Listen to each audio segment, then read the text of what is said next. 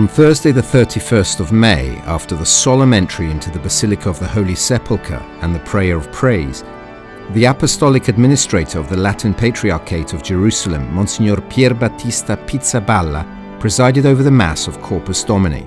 The solemn liturgy was concelebrated by the Apostolic Nuncio to Israel and the Apostolic Delegate for Jerusalem and Palestine, Monsignor Leopoldo Girelli, and among others by Bishop Kamal Batish and Giacinto Bulos Marcuzzo, who also commemorated their 25th year of the episcopate.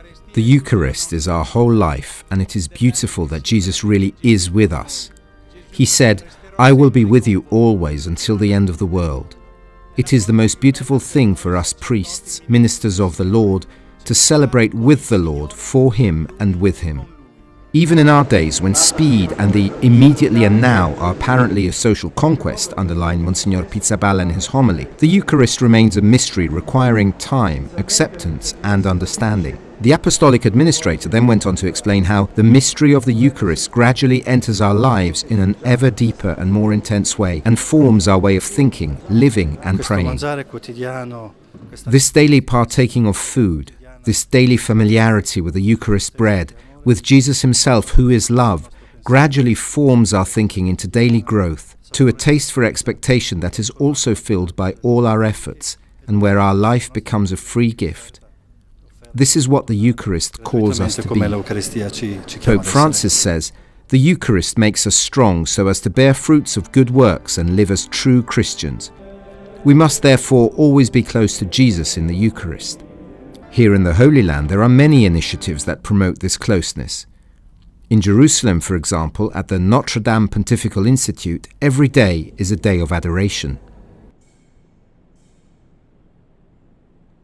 I am very happy to be the chaplain of this church, who every day I am ready to expose the Blessed Sacrament, and little by little people start to come into the church to pray, because they know that there is always this Eucharistic hour in Notre Dame.